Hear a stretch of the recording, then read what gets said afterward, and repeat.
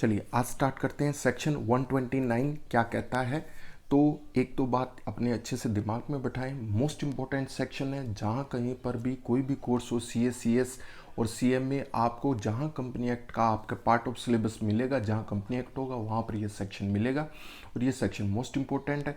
इससे पहले के साथ आप वीडियो देखते रहें जो कि मैंने पहले ही अपलोड कर दिए कि फाइनेंशियल ईयर क्या है, फाइनेंशियल स्टेटमेंट क्या है, एसेट किसको कहते हैं। तो जो भी रेलिवेंट वीडियो है आप अपनी किताब खोलें और अपनी किताब के साथ साथ जो टॉपिक आपकी किताब में दिए हैं वही वीडियो आपको यहाँ पर मिल जाएंगे। तो आप उनको अच्छे से साथ के साथ स्टेप बाय स्टेप देखते जाएं तो हर चीज़ आपको पूरा चैप्टर के अंदर कॉन्सेप्ट क्लैरिटी के साथ क्लियर हो जाएगी।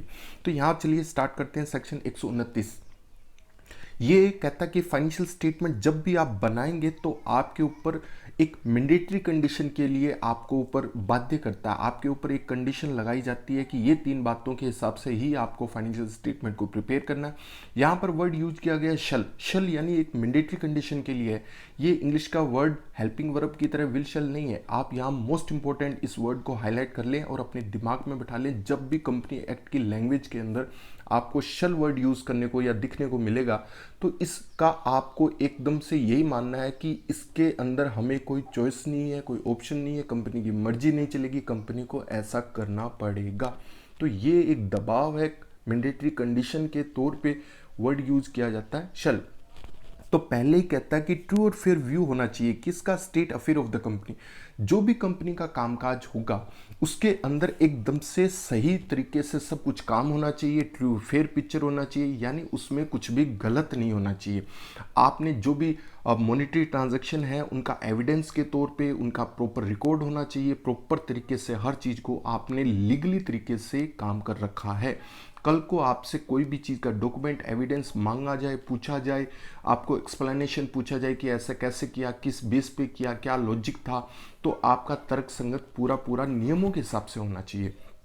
तो इन शॉर्ट ट्रू और फेयर व्यू होना ही चाहिए। तो सेकंड कंडीशन के ऊपर चल के देखते हैं कि क्या कहती है सेक्शन 133। देखिए सेक्शन 133 हमें अकाउंटिंग स्टैंडर्ड के ऊपर कहता है कि आपके जो भी कंपनी एक्ट के अंदर जो भी आपकी कंपनी पे अकाउंटिंग स्टैंडर्ड बनते हैं, लगते हैं, तो उनके नियम कायदे कानून आपको मानने पड़ेंगे और उनके हिसाब से ही आपको अपना बैलेंस शीट में जो भी आइटम होती है तो ये उनके हिसाब से आपको करना पड़ेगा। यानी आपकी इन्वेंट्री की वैल्यू की बात करें तो अकाउंटिंग स्टैंडर्ड सेकंड है, वो बताता है कि इन्वेंट्री को कैसे वैल्यू करना है। तो ये स्टैंडर्ड जो भी आपके नियम कायदे जो भी बताते हैं तो वो सारे के सारे अकाउंटिंग स्टैंडर्ड के नियम कायदे कानून आपको मानने पड़ेंगे और सारे अकाउंटिंग स्टैंडर्ड वो जो कि आप पे कंपनी पे इम्प्लीमेंट होते हैं, लगते हैं, अप्लीकेबल हैं, उनका अच्छे से ख्याल रखना है, उनके हिसाब से ही आपको काम करना है। थर्ड कंडीशन क्या कहता है, shall be prescribe in the form given in the schedule third. आप जब भी बनाएंगे बैलेंस शीट और ये पीएनएल बनाएंगे तो आप कभी भी ये नहीं कह सकते कि अपनी मनमर्जी से हिसाब से फॉर्मेट के अंदर कहीं पर भी एसेट लिख लिया, लाइबिलिटी लिख लिया, नहीं, आपको क्लियर कट एक फॉर्मेट दे रहे हैं। तो थर्ड शेड्यूल आपको ए टू जेड बारीकी से एक एक स्टेप बाय स्टेप को बताता है कौन सी आइटम कहाँ पर आएगी। एक एसेट है तो एसेट के अंदर कैसे पहले आएंगे, बाद में कौन सी आइटम आएगी, करंट पहले आता है, लाइबिलिटी आती है या नॉन करंट पहले आती है, और करंट के अंदर पहले क्या है, एक एक स्टेप बाय स्टेप आपको समझा रखा है। तो थर्ड शेड्यूल में 2 पार्ट है। पार्ट 1 बताता है बैलेंस शीट को, पार्ट 2 बताता है आपको कि statement of affair, SPL, statement of profit and loss account के बारे में बताता है।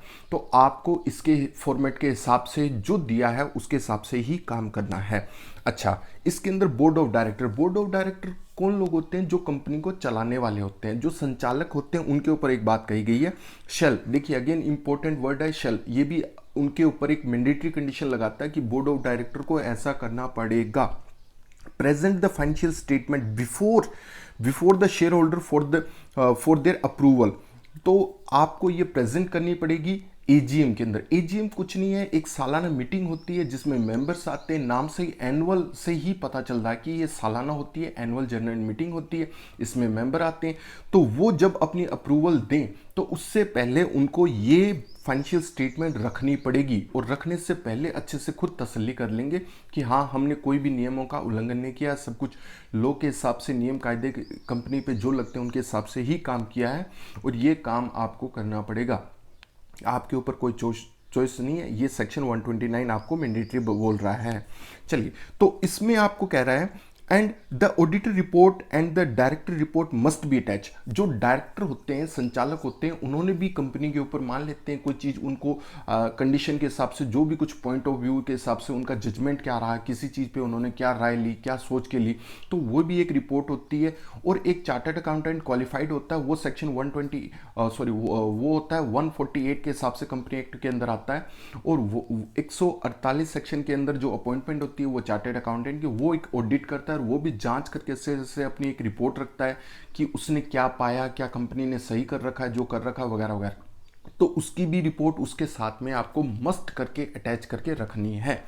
तो ये सारा बताता है 129। तो ये बहुत ही इंपॉर्टेंट सेक्शन है, कंपनी के डायरेक्टर को अच्छे से बांध के रखता है, उनको कैसे बनानी है फाइनेंशियल स्टेटमेंट, किन नियमों का ध्यान रखना है, कब उनको प्रेजेंट करनी है मेंबर्स के साथ, अप्रूवल लेने से पहले साथ में क्या देना है। तो ये मोस्ट इंपॉर्टेंट सेक्शन है, अच्छे से पढ़ें और जो भी स्टेप बाय स्टेप वीडियो आते हैं उनको देखते रहें। Thanks lot.